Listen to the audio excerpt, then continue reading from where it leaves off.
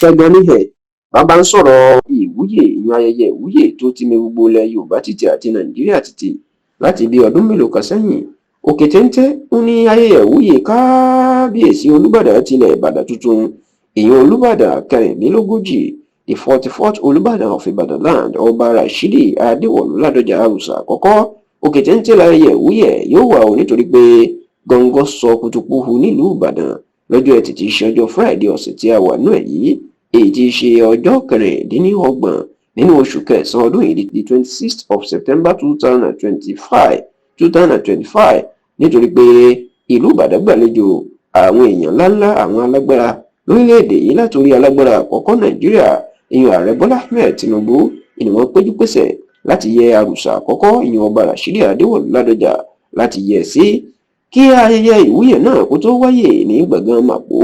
ní ìlú Ìbàdàn. Níṣe ni oríṣiríṣi afẹ́fẹ́ yẹ̀yẹ̀ ló ti ń lọ nílùú Ìbàdàn. Odidi ọ̀sẹ̀ kan náà sì fẹ́ fi ṣe ayẹyẹ ìwúyè náà nítorí pé látọjọ́ Ajé tí í ṣe ọjọ́ Monday ọjọ́ kejìlélógún oṣù kẹsàn-án ọdún yìí the 22nd of September 2025 ìní àwọn ọmọ Ìbàdàn náà ti bẹ̀rẹ̀ ayẹyẹ náà tó sì jẹ́ pé ọjọ́ Ẹtì tí í ṣe Friday ọ̀sẹ̀ yìí ìní wọn wá fi àdàgbà ní gọ́ngọ́ sọ nígbà tí Ọba Rashidi Ládọjà tó gba adé àti ọ̀pá àṣẹ pẹ̀lú ìwé ẹ̀rí lọ́wọ́ lọ́lá jùlọ gómìnà Ṣèyí Mákindé ti ìpínlẹ̀ Ọ̀yọ́. ṣá o ọ̀pọ̀ èèyàn ló ń wò wípé ààrẹ Bọ́lá Ahmed Tinubu bó ṣe gbéra kúrò l'Àbújá tó wá síbi ayẹyẹ ìwúyè náà tó tún jẹ́ pé nítorí ayẹyẹ ìwúyè náà ilé Tinubu fi kọ̀ láti lọ síbi ìpàdé àpapọ̀ gba àwọn adarí orílẹ̀-èdè àgbáyé èyí tó ń pè ní United Nations General Assembly tó ran igbákejì ẹ̀ sẹ́nítọ̀ Kashim Shettima lọ. Kódà tí wọ́n ní lára àdí tí Tinubu fi gé ọlidé tó lọ láì ọ̀sẹ̀ mélòó kan sẹ́yìn padà kúrú ìwúyè Ládọjà wà ń bẹ̀ tó ń ya àwọn èèyàn lẹ́nu pé kí ló wá dé tí Tinubu tó fẹ́ wá síbi ayẹyẹ ìwúyè Ládọjà bẹ́ẹ̀. Ṣùgbọ́n ọ̀pọ̀ èèyàn ni kò mọ̀ pé àṣírí ńlá ó wà láàrin àwọn méjèèjì bẹ́ẹ̀ làwọn méjèèjì súnmọ́ra wọn tó sì jẹ́ ọ̀rẹ́ gidigidi tímọ́tímọ́. Tẹlifíṣàn Yorùbá Tòótọ́ ó lè fìdí ẹ̀ múlẹ̀ fún yín pé láti ìwọ̀n 90s ní àjọṣepọ̀ Tinubu àti Ọba Ládọjà ti bẹ̀rẹ̀. Kódà wọ́n jọ ṣe sẹ́nítọ̀ ní inú ẹgbẹ́ òṣèlú Social Democratic Party SDP láyé òṣèlú ọdún 1992 sọdún 1993 ni nígbà tí Ládọjà tó sì tó darapọ̀ ẹgbẹ́ òṣèlú PDP tí wọ́n yọ nípò lóṣù kínní ọdún 2006 èèyàn táwọn àwọn aṣòfin ilé ìgbìmọ̀ aṣòfin ìpínlẹ̀ Ọ̀yọ́ yọ nípò nítorí wàhálà tó ń ṣe láàrin wọn àti bàbá àsàlẹ̀ òṣèlú ìpínlẹ̀ Ọ̀yọ́ olóògbé Aríyìbí Lámídì Adédìbú.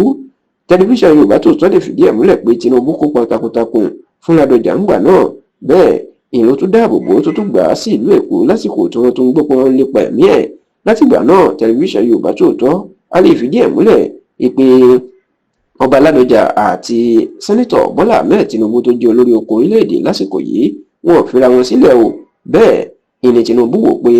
oríire kan ọ̀rẹ́ mi oríire kan mi ni nígbà tí òun ti lè di ààrẹ orílẹ̀-èdè Nàìjíríà níṣojú Ládọjà táwọn ti jọ ń bá bọ̀ látọ̀pọ̀ ọdún táwọn tó jọ jà ìjàngbara fún ẹ̀tọ́ Ààrẹ Ọ̀nà Kakanfò ilẹ̀ Yorùbá àná olóògbé Moshood Kashimawo Ọláwálé Abíọ́lá MKO Abíọ́lá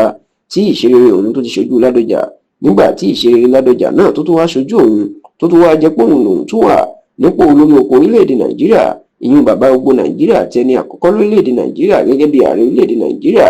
kò ní bójúmu kó má jẹ́ pé irú òun ni ò ní sí níbi ayẹyẹ ìwúyè náà tí òun ò ní wá yẹ ọ̀rẹ́ òun sí tí ìṣe àwọn méjèèjì tó jọ ṣojú ayé àwọn nínú ẹ̀mí nínú àlàáfíà tó péye. Ìdí eléyìí ni la sì gbọ́ pé ó jẹ́ kí ààrẹ Bọ́lá Ahmed Tinubu kó gbéra kó sì wà níbi ayẹyẹ ìwúyè náà fún rẹ̀ láì rán igbákejì tàbí aṣojú kankan.